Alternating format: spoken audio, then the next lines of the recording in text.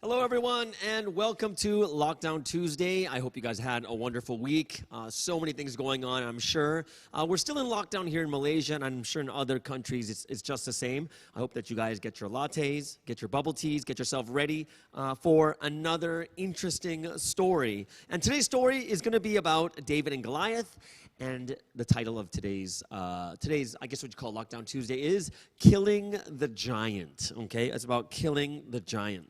All right, so story of David and Goliath. Everybody knows the story. Super iconic, right? It's an iconic story. What's the background scene? The setting is Israel on one side and the Philistines on the other. And what happens is they're kind of separated by this valley, and they're both on like the top of these hills. So nobody wants to fight each other because it means you have to go all the way down and then go back up and you're at a disadvantage, right? So here, both of them are looking at this valley. Someone's got to go down. So what happens? No one wants to fight until this champion named Goliath comes out of nowhere, okay? And this Goliath guy is huge. Like in the Bible, it kind of says that he's like 9 feet tall, but he's not really that tall. They say roughly he's around 6'9". So he's still huge, right? That's like 205 centimeters. He's huge. Champion, warrior. You know, he's the one that is like, everyone looks at him and they're scared. And for like 40 days, every single day, he comes out to challenge Israel, but people are too scared they don't come out. 40 days. So can you imagine just sitting there for 40 days looking at each other?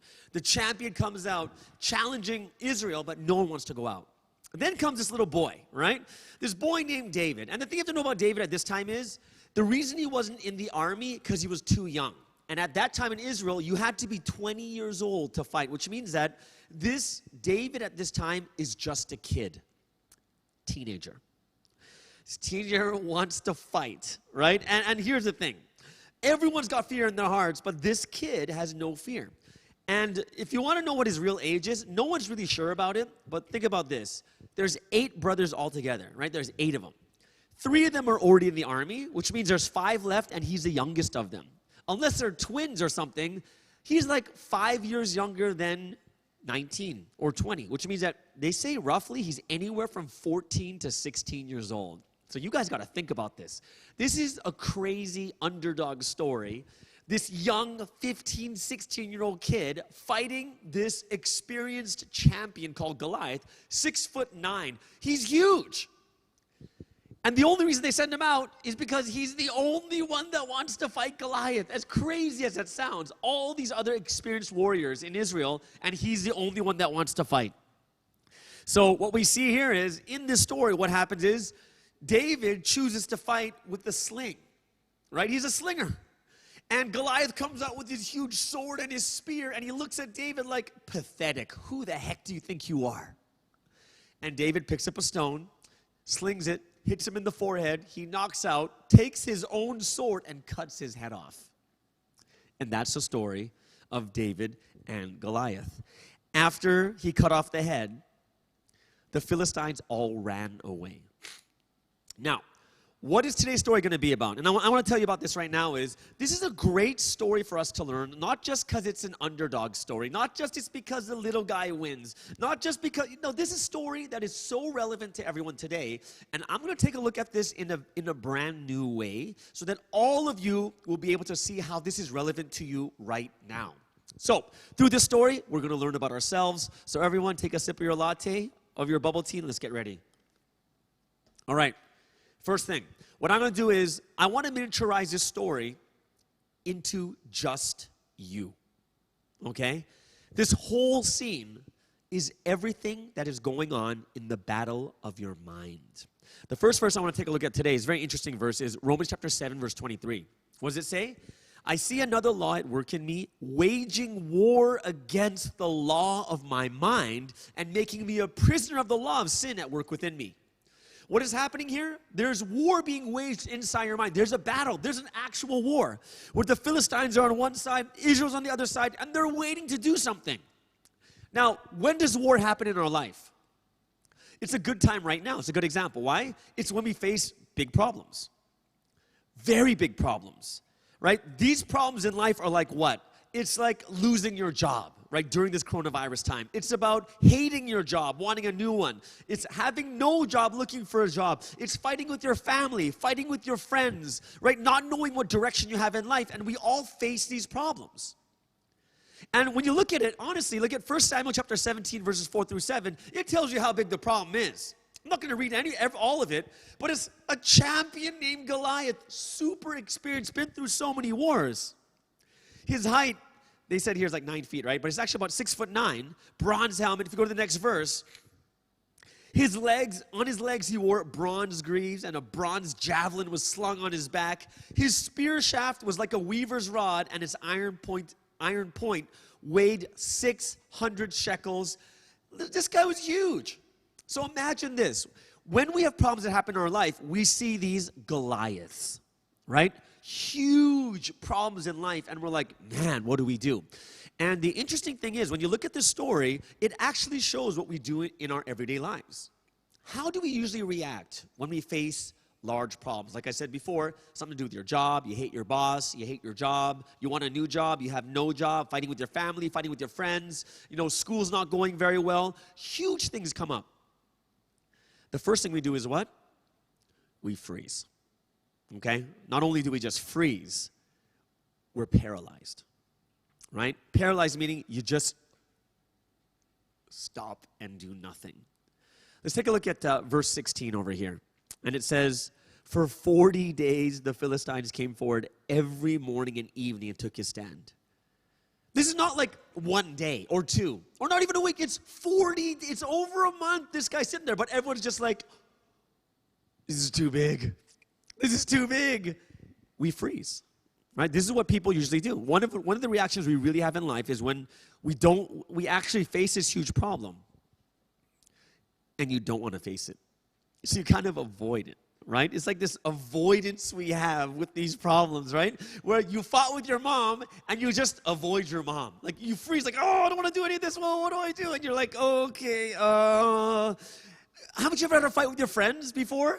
Like I've had this in high school where I fought with my friend, and when your friends say, hey, let's go out, and what's the first question? Hey, is that person going to be there? And then your decision is based on whether that person is going or not.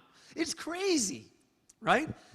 We have problems with friends. We kind of avoid thinking about the problem altogether, and we just sit there for 40 days like, oh, maybe there's no problem. But there's a problem. Because it's so big, we decide to freeze, and we get paralyzed, and we do nothing. And guess what happens? Nothing gets solved. The second thing we can learn from this story is this. You don't give yourself a chance. Now, what does that mean? You don't give yourself a chance. Now, David is the youngest brother of 8, not even old enough to be in the army. And what David symbolizes in your mind is the new, creative, the fresh, the passion, just wants to go out and try new things, wants to do things that you haven't tried before, right? It's that heart you have that I want a new job because I'm not happy here, right? Or I want to build a new relationship with my mom because the relationship I have with my mom right now is terrible. I got to go out to eat with her, I got to hang out with her, or with your friends, or, whatever it is. It's that young idea, that passionate, forward-thinking, they don't really think about all the consequences, but they just want to go out and try something new. And what happens is, in your mind, you face someone else, and that's in verse 28. And in this story, it's Eliab, and he is the eldest brother of David. And this guy's the responsible one. This guy's the one that plays it safe. He's traditional, the old ways, and he's always thinking at a very responsible eldest son level. Now, what does it say? Eliab, David's oldest brother, heard him speaking with the men. He burned with anger. Why are you here? Right? Why did you leave those sheep you're supposed to be with? Man, you're just so conceited. Are you crazy? Are you really going to do something over here? You're just here to talk the wind, right? And in our minds, what is the eldest brother? It is the practical, old thinking, the safe, always wants to play it really safe, traditional. And for some reason, in your mind, this oldest brother comes out of our head and wants to reason and talks down what is creative, talks down what is new, talks down to the younger side of you that wants to try something. And like, have we tried this? And have you guys ever been in a meeting that every single thing you say, they shut it down? Isn't that the worst thing? Like, I'm sure I've done it before, and I've been in that situation, and it's like, yeah, you almost feel like they don't like you. Almost, right? And you're like, what? No. And you basically heard the word no in about 57 different ways. No, yep, right? I mean, you hear all these different ways where it's no. And what happens is we're actually doing it to ourselves in our mind. And you never give yourself a chance, and you hold yourself back. Whether it's you don't want to fail and you don't want to get embarrassed, or whether it's not a risk you want to take, or it's just sometimes we hold ourselves back that we don't even say the idea. We don't even say the idea. You see, in your mind, when these big problems happen, your older brother in your head wants to just do it the way they've always done it. And we know what they're going to do? They're going to wait for 40 days, right? We're going to wait and see what happens. You freeze. You want to play it safe. And what happens is you don't give yourself a chance to solve these problems. The thing you have to understand is this. If you don't give yourself a chance, let me tell you some things in life that are very, very different that the young people have done today that is so crazy. Let me tell you some stuff what young people are doing. Number one is this. Have you guys ever heard of esports? Now, well, all of you who are young heard of esports, right? It's gaming, like Dota 2, like StarCraft and League of Legends and War. There's all these games, and people are making so much money. They're making more money than the average person. They say the average person in esports, if you're a professional in esports, a gamer, the average person is making like $3,000 US a month. That's a good wage. It's not bad, right? So if you're especially in the US and China, you're making about $3,000 a month. And you know what? One of the best, like the most richest esporter, at 26, he already made $7 million. At 26.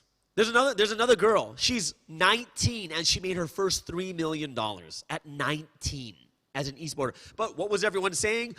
Stop playing games. Why are you playing games? Why are you doing like that with games, right? Yeah, it's true. What about what we're doing right now? Like some of you were here on YouTube. On YouTube, so many people are like, why do you waste your time doing this kind of stuff? But YouTube is now even a job. It's a job. Do you know who the richest people, who's making the most money in this year, 2020, on YouTube? It's a 4-year-old and a 6-year-old. And all they're doing is like reviewing toys. And you know how much money they make per episode? They make over $300,000 US per episode. And they said they've made like $50 million already for a 4- and 6-year-old. Tell me that's crazy, right?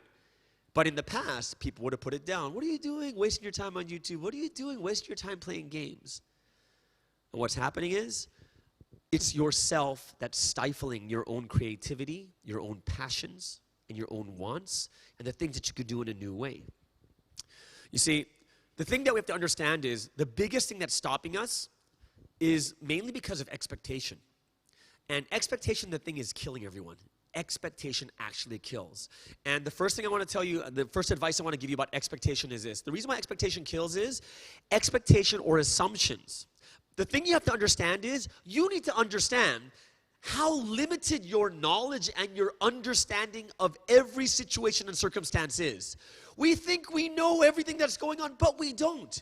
Even if someone gives the same idea at a different time, situations change. Why? Even gaming, esports might not have been popular enough 10 years ago. But at the right time, once you do it again, it blew up. The thing, first you have to realize is you have to understand about yourself that you don't have knowledge of all things, and you don't understand all things. And this is a thing that stops a lot of people from doing new things, from trying new ways, right? Let me tell you how expectation some of the people inside the story were killed by their expectations, right? So the thing I want to talk about right now is the people's expectations of how they thought David should fight. It's very interesting. The expectation is much different than expected. Like, how should he fight? And what does everyone say? Put on some armor, grab a sword, and start start killing people, right? That's what you should do. So if you look at verse 33, right? If you look at verse 33, it says, you are not able to go out against this Philistine and fight him. You're only a young man, and he has been a warrior from his youth. So the first thing is, they don't like this guy. They're like, come on, you're too young, right? Expectation in their head is young people can't do things well. And this guy's a champion. But you, come on, got no experience. If you look at verse 38, it's even more interesting. Saul, which was the king at that time, dressed David in his own tunic, put a coat of armor on him, and a bronze helmet on his head. Which means that in Saul's mind, they looked at this young kid and they're like, how can this guy fight? They put the armor on, it's too heavy. And David's like, I can't fit into this. And he takes it off. What are people's expectations? Number one is he's too young to do anything. And number two is they expect him to fight in a certain way. Like that's the only way of fighting. That's the only method to kill Goliath is to take a sword against his sword. You see, it's the same battle, but if you look at how David actually won, he didn't win with the same method that everyone else was doing, putting on armor, taking a sword and a spear and a shield and fighting the way everyone else did. He took a sling. And this is why, can you imagine how everyone felt? Honestly, you watch Goliath sitting there, then David comes up, no armor, with a staff and a sling. They're all like, oh my goodness, it's over. This fight is over. Haven't you guys seen sports before when the one side is too much stronger than the other? In my days, it was Mike Tyson. Mike Tyson was like 50 bouts, 46 knockouts, killer.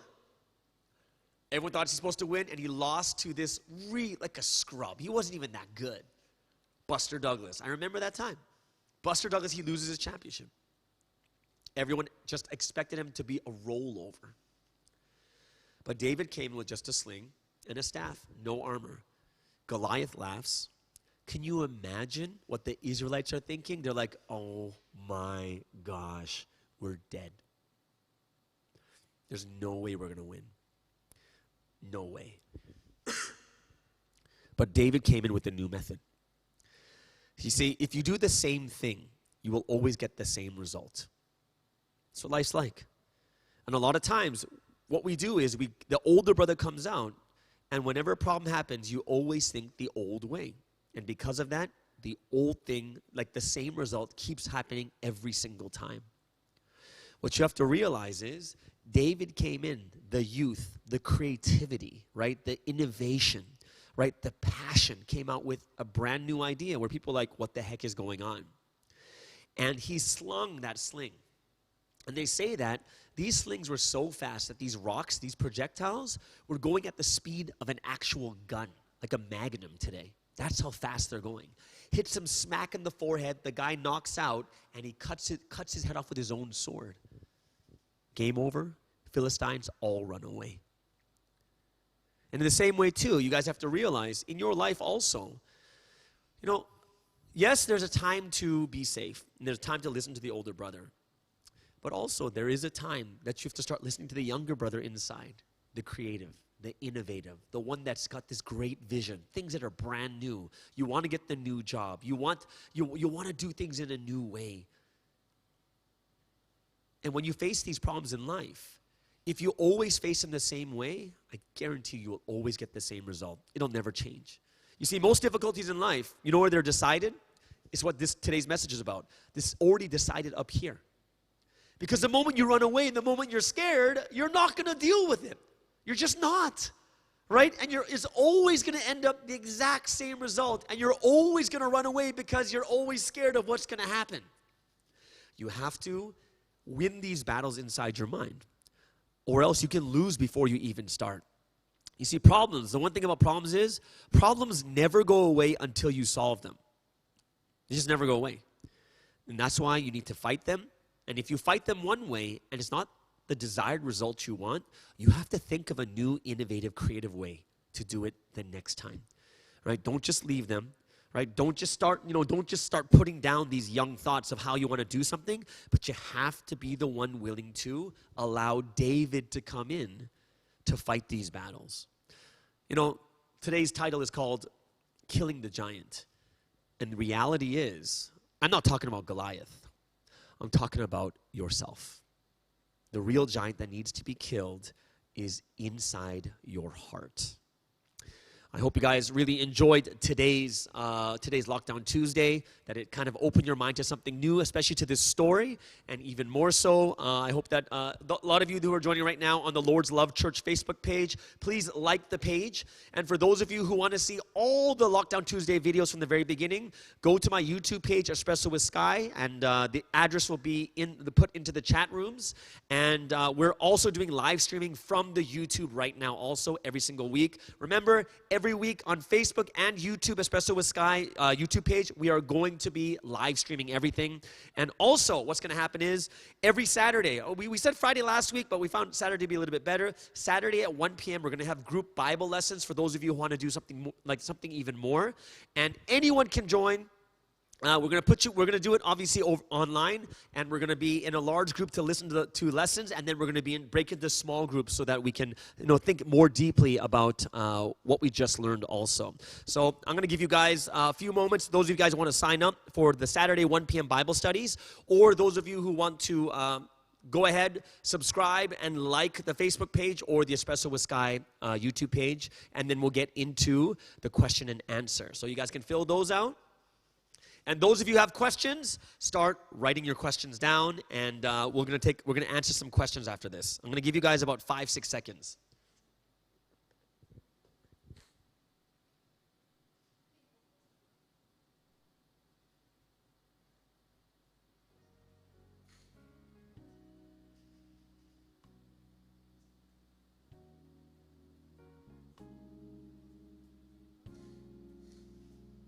Okay. So let's take a look at some of the questions here. I hope you guys, those of you who are still signing up, you guys just listen in. Let's take a look at the questions. I need to look at these questions. First question here is from Linda and KL. And let's take a look at this page here. Linda and KL asks, I really feel that I play it too safe, but is it bad to play it too safe? Okay, and the answer is no. It's not bad to play it too safe, but you just got to understand what the result of playing it too safe is, okay? So is it bad to play too safe? And I'm going to say it's not bad to play it too safe. But you have to understand what the result will be by playing it too safe, which means that you will never be too sad, but you'll never be too happy either if you play it too safe. If you don't understand something, if you don't like your job, playing it safe means I just stay with it. Why? Because, that's the job. I don't want to do anything else, right? Come on, man, right? Playing it safe means that if you're not in a very good situation, what eventually happens is you will never get too high and you'll never get too low. You'll just kind of be in that neutral zone. But one thing I do know about human beings is there's only so much we can do before it's too boring, or you're not satisfied or feeling content with life. So you can play it safe, but if you play it too safe, you'll never reach that upper echelon of joy that human beings really look for. Okay. Thank you so much, Linda, for that question. Let's go to the next question here. It's from Hui Teng in PJ. Okay, says, when I get into fights with my family, we all just avoid it. Interesting. And then things get back to normal. And then it feels like nothing happened. Question is, do we have to resolve it? And this is a great question because sometimes, I'm going to tell you this, though. In some instances, avoiding is okay if they are small and insignificant things. In these situations, yes, they just pass over, right? Like, for instance, you're eating candy, it's your favorite candy, and someone eats the last one. You don't have to resolve it. Excuse me, you ate the last candy. No, some of the things are pointless. But you can't take that and put it over everything. And this is why some things can be avoided and some things can't. And the one thing I really want you to understand is, if there are things that are pretty significant, and the problems are significant, and you avoid them, what happens is it begins to build up, and you actually end up fighting more often. Why? Because people have or hold that resentment. When does it come up? It doesn't come up when you're unhappy. When something bad happens or when you do something wrong, that's when it pops up. And if you don't resolve it, it builds and builds. And what happens? Explosion. I'm serious. Explosion happens. And that's something you have to understand is, this is why when you have to kind of face those things, it's better to talk about it, especially things that are somewhat significant where it's affecting people more. The insignificant things, I would still do it, but even if you avoid those things, it doesn't really make a big difference with those ones. Yeah, but some things, they can't be avoided. And they will build, and you will fight more. And when the fights happen, it'll be very, very explosive. Okay? So thank you so much, Hui Tang, for that question. Let's go move over to Chris in JB, right? All the way in Johor. And Chris says, what should I do if the majority of people in a meeting, like superiors, prefers the conventional same old way instead of trying something new? Okay, so this is a very difficult question, mainly because you have no power over it, right? You have no power, and everyone wants to do it the conventional way, which means there are several options you can take. For instance, when you say the superiors always want to do it the conventional way, the good thing is that it's safe, right? But the hard part is when you see a major problem happening, and the people who are very, very conservative, the biggest problem is they will not change until they see a major, massive problem, and by that time it's really too late. Which means that if I were, there's several different options you can do. Number one is you can take them one by one aside. Why? Because a lot of people gain power from groups. So let's just say, if I say I don't agree, but then 10 other people say they don't agree, then I feel more empowered. That, oh, look, all these people agree with me. It's better to take them aside one by one and talk with them and get a better idea. Give them your ideas too. Because in a group sometimes, if a majority of them are like that, that power is too big in that setting, and it's better to separate them, talk to them one-on-one. If you are really unhappy with it, I do suggest finding a new place to go. I do. Yeah, I do. Because if there's nothing that's more difficult than living in a situation you're very unhappy in. Okay? So, of course, that would be a last case scenario, but I would definitely talk to the superiors individually first, talking about your situation. And then if that doesn't work, you'll have a choice of, can I live with this or not? Like, can I live in this situation at work or not? And if you can't, you might want to start looking for a new job or transfer to another department, or you could stay and just deal with it. And the good thing about one good thing about that is the expectations will never be broken because you'll always know what to expect. Okay, let's take a look at another question. Thank you, Chris from JB. We're going to look at Fatima. Let's take a look at Fatima. Fatima Berlian Divosora. I'm thinking this person is from the Philippines. I'm assuming. Fatima Berlian Divosora. Okay. How to kill the giant inside that has been there ever since. Okay, so this giant inside has been there for a long time.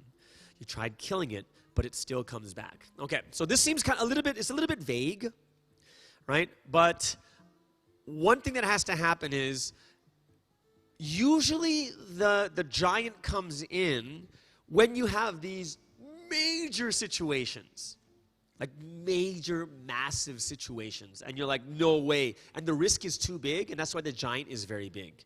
What you need to start off with is you need to start chopping the giant down bit by bit with small issues, small problems that are not as significant, where the risk is not that high, and your giant actually is okay with you taking risks in. And when you kind of get to see things happening in a better way, and the giant's like, oh, it actually worked. Oh, that's interesting. Wow. So what happens is it's the same thing in life. In life, a lot of people will want to be traditional, do things the same way, but there's usually two ways that a person will change the way that they think. If the person is way too traditional, what happens is, like I said before, is everything needs to collapse before they'll open up to new ideas. There's one way. Or the second way is there'll be enough examples for them to see, like, whoa, this actually works. Like, for instance, people who are thinking about gamers, right, in esports and like making money off YouTube, if there's never an example to show how great it works, then no one would ever believe it. But if someone says, oh yeah, there's a 4-year-old, 6-year-old making $300,000 per episode, They're making $26 million per year. And like, what? That's crazy, right? Or someone says, yeah, guess what? This esports guy, by the time she was 19, she made $3 million. That's nuts. And the more and more examples you get, the more and more it changes people's minds, right? And one thing that I do think, especially if you're a person of faith, prayer is a very big thing because, I've talked about this before, is the moment you get into a really stressful situation like a big problem you face, your prefrontal cortex shuts off, which means emotion, reasoning, learning is all shutting off, which means your cognitive and executive functions are no longer working. Prayer reignites that area where you can reason with yourself much better. And that's something that you can start working as an actual exercise. When you get into that big situation, you should pray. Or if you're not someone of faith, you should meditate at least. And if you meditate, what happens? You're going to reignite the prefrontal cortex. Your reasoning, your cognitive and executive function will come back, and you'll be able to reason properly with what you're going through. If that doesn't work, I would definitely find a good mentor, someone you can trust, not a best friend, because best friends usually don't give the best advice, but a mentor that will help you and say, hey, this is what I'm thinking. And a good mentor will start throwing questions at you, like, what do you think about this? And you have to reason it yourself, and it makes more sense, okay? So those are a couple of things that I do suggest that you think about as ideas. Okay, let's move on to the next question. Thank you, Fatima, for that wonderful question, too. Next question says, let's see, Rosarin. Rosarin. Oh, another from the Philippines. Rosarin Arnaldo. I'm always too worried to show something new because I'm always affected of what people will comment or say. Or maybe they'll say it's too inappropriate. Okay. So I'm not sure what the exact situation is because I haven't seen you actually propose new things or show new things. Okay. Because there are two parts to this that really need to be understood. Number one is how you present it makes a big difference too. It really does. If someone has no confidence in presenting, people are not going to accept it. That's just the way it is. There's a story of a pastor, right? And in this this pastor has the words of truth, the words of God to save people, and every Sunday, no one comes to listen to him preach. But every day as he walks out of church, there's a big lineup for this guy who's playing 3-card Monte, which is this con game. It's a con game. And you have to guess where the card is, and you're like, what, where is it? And people keep losing, but people are lined up. And after the day, he goes to the con guy and says, hey, how the heck are people going to you and they know it's a con, but they won't come to me even though I have the truth? And he says, it's because of confidence. So partly, Rosarin, part of it could be, depending on how you present it is one thing. Because if you're already worried about it, when you present it, you might be like, hi guys, so I had this idea, and you'd be like, the people will be like, hey, okay, whatever. They'll already put you off.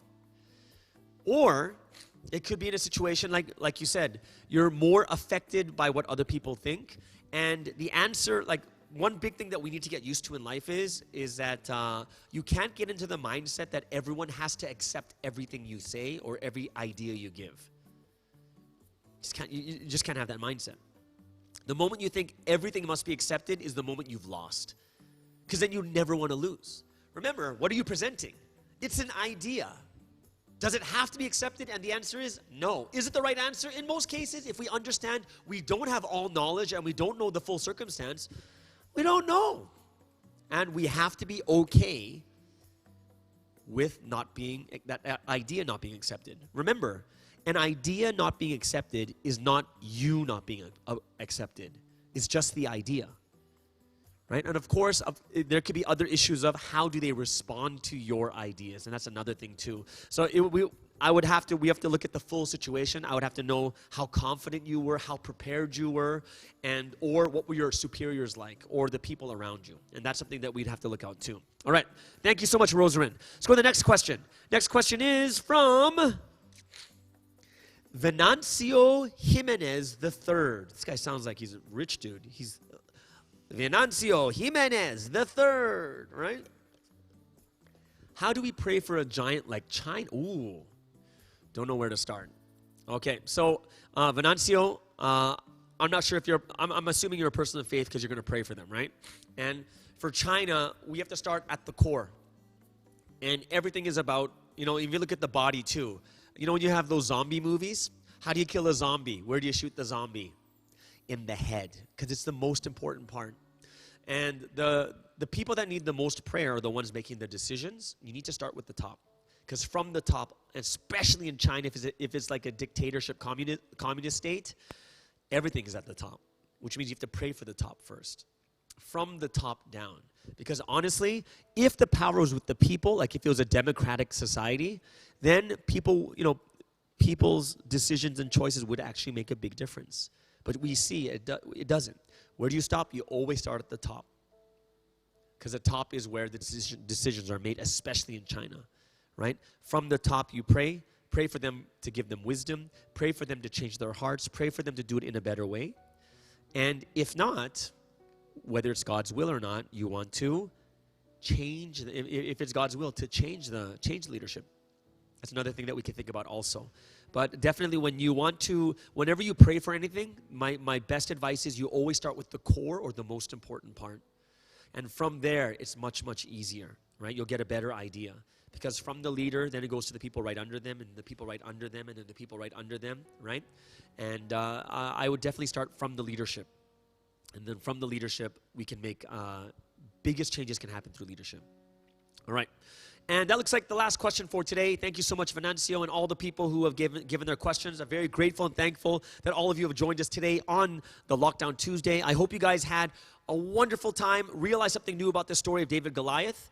And like I said, just subscribe and hit the bell. Oh, make sure you hit the bell on the YouTube channel so then you will get a notification when we go live streaming. Make sure you hit the like on the Facebook page and support us on Patreon. All right, everyone, have a wonderful Tuesday, and we'll see you next week. Bye-bye.